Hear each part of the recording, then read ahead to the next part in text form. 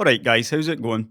My History of GeForce videos, parts 1 and 2, told the story of how Nvidia over time conned everyone into accepting worse performance upgrades on their flagship 80 class GPU, which started with the GTX 680 only being around 30% faster than the previous generation flagship, the GTX 580. Up until that point, we generally have seen 70% or even higher improvement in the top card. But it's important to note that Nvidia was still able to reach those numbers. They simply cashed in with a change of branding. And while I do have a strong opinion on this matter, clearly as I made these two videos, everything you hear in this video is factual. Like the 30% figure you just heard, that came from Tech Power Up's review of the GTX 680.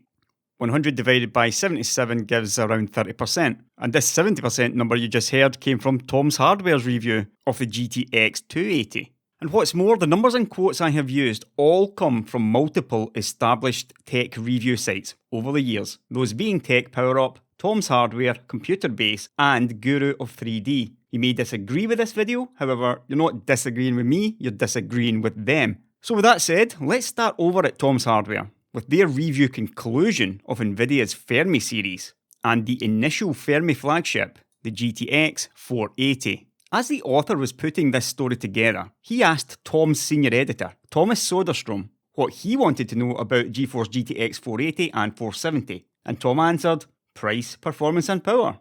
Reasonable enough. However, regarding those three, there's some good, some bad, and some ugly in play here. And first of all, for the good, it was performance. With the GeForce GTX 480 and GeForce GTX 470 generally faster than the Radeon HD 5870 and Radeon HD 5850. But what about the bad? A flagship GeForce GTX 480 runs $500. Radeon HD 5850s recently dropped back down to $300, and Radeon HD 5870s can be found for around $400. So yes, faster, but according to Tom's, the premium may be hard to swallow. And then finally, we got to the ugly. Power. As you can see in Tom's power chart, the GTX 480 uses quite a bit more power than even AMD's dual GPU 5970, and over 50% more power than the HD 5870, which it just about beat in performance. And so, if you break everything down into power, price and performance, like Tom's senior editor requested, then today's preview comes off somewhat underwhelming after the build-up.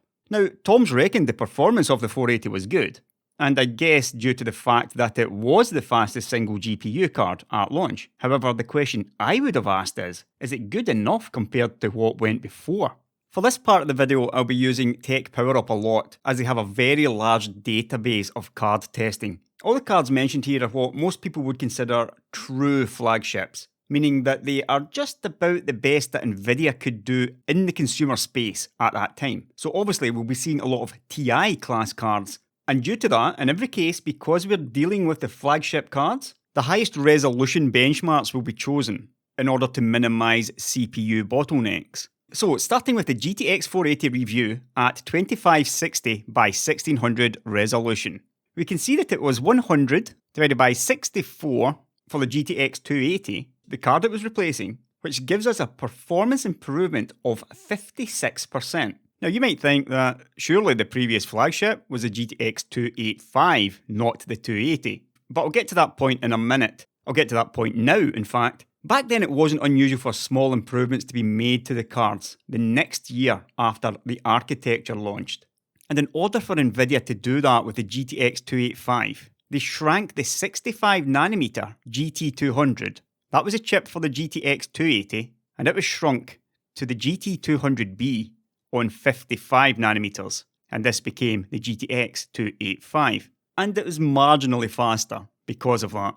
Back then, AMD had the HD 4870 RV770 chip, and that was on 55nm, and they released a minor architectural update for the HD 4890, which was still on the same 55nm process. What happened with Fermi was, of course, the GTX 480 had really bad yield and power issues. However, Nvidia very quickly released an update in the form of the GTX 580, which was actually a reasonable card, and far better than the 480. And if you look at the performance of that It was 100 divided by 60, or 67% ahead of the GTX 285. And hopefully now you can see why I've compared these cards the way that I did, as both were really just minor updates on the main launch chip. Now, as I mentioned at the start, the GTX 680 was not the true flagship. It was based on the mid-range Kepler GPU, GK104. During the Kepler years, Nvidia really took the piss with multiple SKUs and ludicrous segmentation. The first real flagship card was the GTX 780, and that was 100 divided by 61, or 64% faster than the GTX 580. The 780 was really heavily cut down though, and Nvidia clearly had plenty more to come. However, at that time, AMD were labouring with rebrands, so Nvidia were able to keep some performance in reserve. After AMD surprised everyone, including themselves I think, with Hawaii and the fastest single GPU in the 290X, Uber mode BIOS, Nvidia were finally forced to reveal their fastest card of the Kepler generation, which was the non-cut down GTX 780 Ti. And as you can see, that retook the single GPU crown from AMD's 290X. It was also a staggering twice as fast, 100 divided by 49, as the GTX 580. This is the most important comparison because this was the fastest, best GTX 780 Ti uncut chip against the same chip in the previous Fermi generation, and Nvidia were twice as fast. Back in those days, TSMC, and everyone except for Intel in fact, were toiling a bit without FinFETs. So the 28nm generation lasted for what felt like forever. Nvidia cried pretty hard about it, and then went on to release Maxwell on the same 28nm node. The chips were a large efficiency leap over the Kepler generation, and the 980 Ti became a pretty famous card. And that came in at an amazing 75% faster than the GTX 780. Though slightly less amazing was the only 43% higher performance compared to the 780 Ti. FinFETs finally came to TSMC and their 16nm node, giving Nvidia's Pascal generation a large boost in clock speed. And this allowed the GTX 1080 Ti to be a massive 85% ahead of the GTX 980 Ti.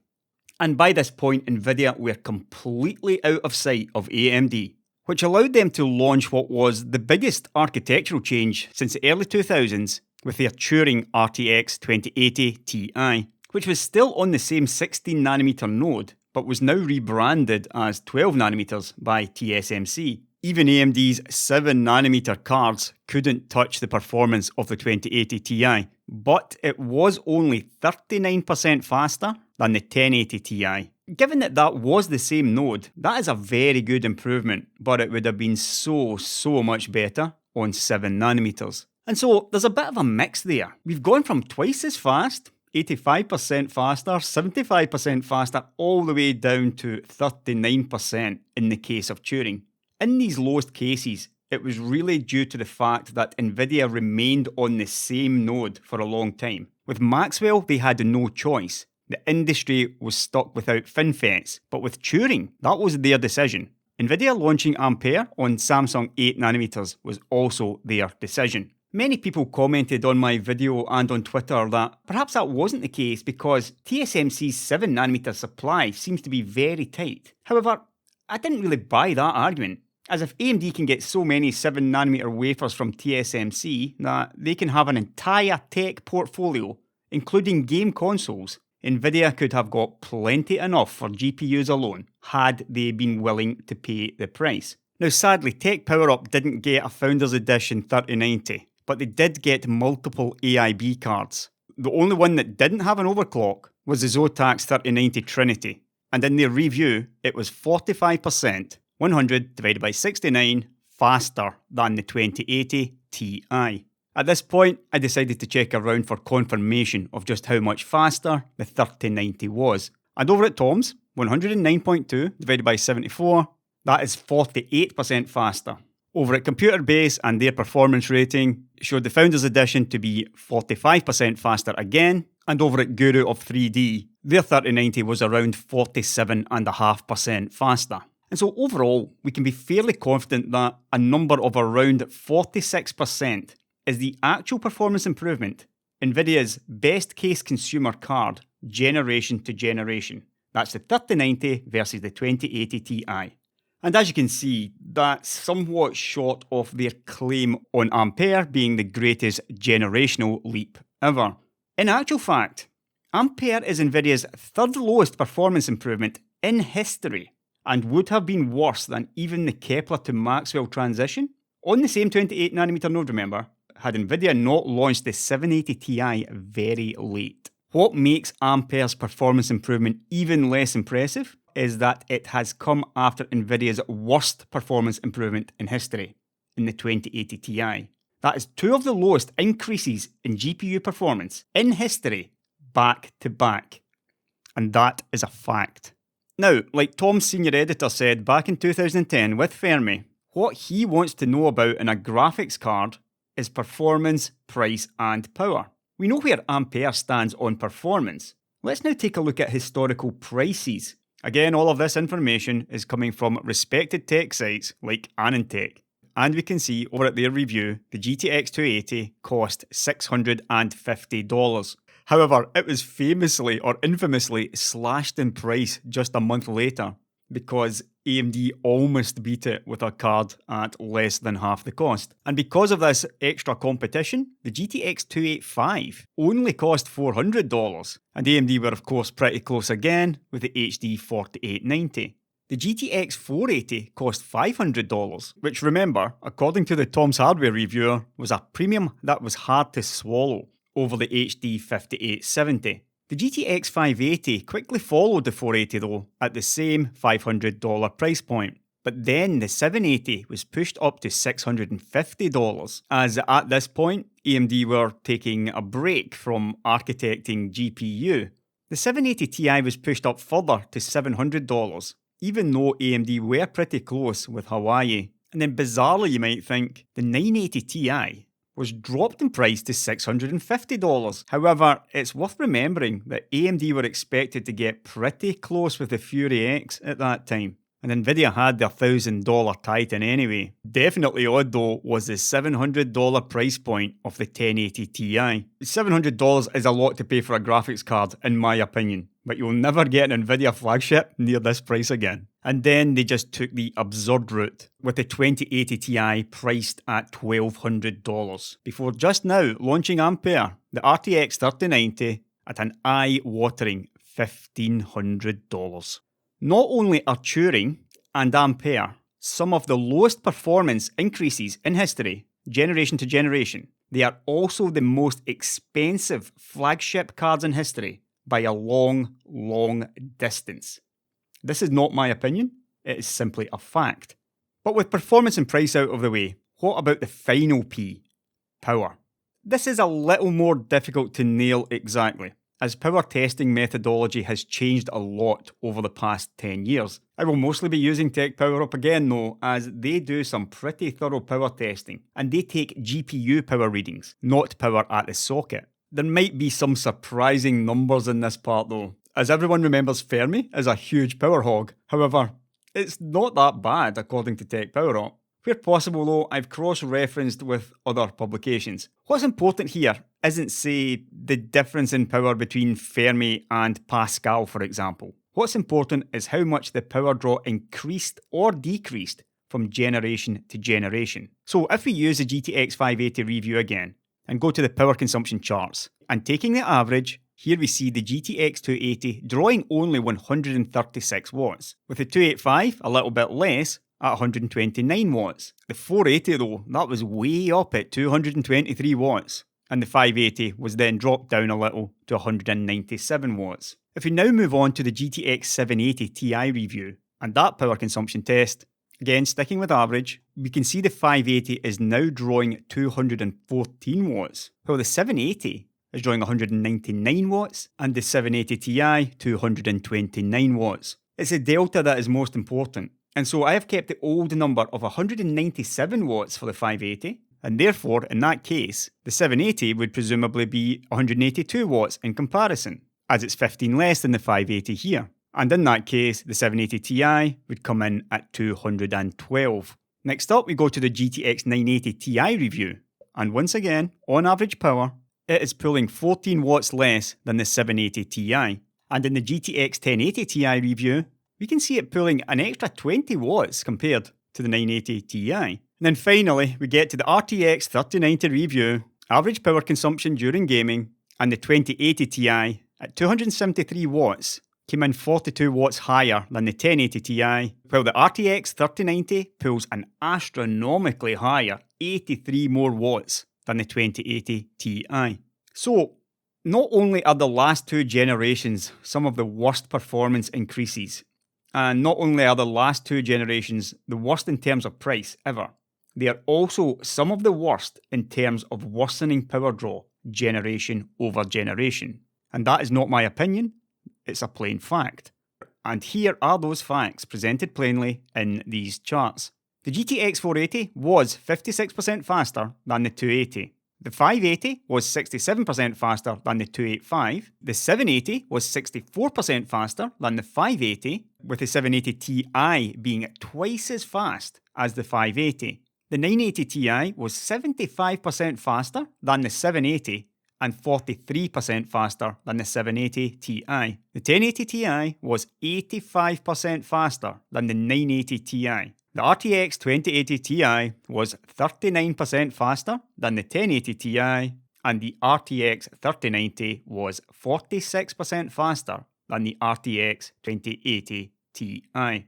Throwing card prices into the mix, we can see the performance per dollar change generation to generation, with higher being better. Fermi may have been a laughingstock, but the 480 was at least a fair bit faster and cheaper than the 280 at launch. And it scores 79 on the performance per dollar index. The 580 actually cost $100 more than the GTX 285, and so was therefore a bit lower on the index at 42. The 780 had yet another increase in price, and scores 34 on the index. The 780 Ti was priced yet higher, however it had that crushing 2x, that's a real 2x by the way, not a Jensen 2x, lead over the 580.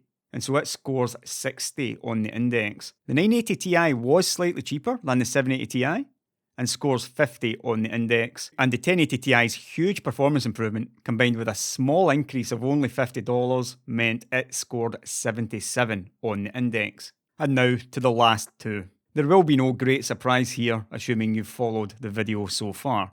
Turing, the RTX 2080 Ti, with the worst performance improvement in Nvidia's history, combined with, at the time, the highest price of $1,200, scores a pitiful minus 32 on the index. And Ampere, the RTX 3090, one of the worst performance improvements in Nvidia's history, combined with an all-time high price of $1,500, scores second worst on the index at 21. And now finally, we can throw power draw into the mix.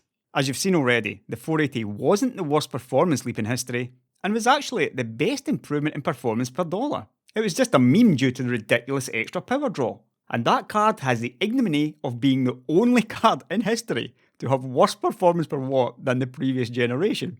That was particularly awful when you consider Fermi was a 40nm chip, and GT200 was 65nm. The GTX 580 recovered somewhat versus the 285, and scores a pretty lowly 14 on the performance per watt index. With Fermi being such a power hog, it's no real surprise to see the 780 score highly at 72 on the index. The 780 Ti, again mostly due to its huge 2x performance increase over the 580, scores highest at 92 on the index. The 980 Ti scored 50.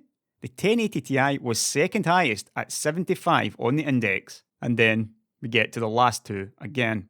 The 2080 Ti scores low at 24 on the index, but at least it's better than both Fermis. But the RTX 3090, with its ludicrously high power draw, can only beat one of them, coming in just behind the GTX 580. Just think about that one. And this final chart I've made, I'm just calling the value index. It is simply a combination of all three metrics. The same three metrics that Tom's senior editor said is what he cares about in a graphics card. performance, price and power. And there's no surprises to see Turing last, and probably not a huge surprise to see Ampere second last in value, below both Fermis. It's worse than Fermi ever was because it has a lower performance increase combined with a huge increase in power and a large increase in cost. At least Fermi was cheaper than what went before. And what's more, Ampere achieved all of this versus what is clearly the worst upgrade in history in Turing. You can, however, make the argument that Turing was a daring architecture on an older node, and the 2080 Ti at least overclocks very well, while Ampere is almost totally tapped out.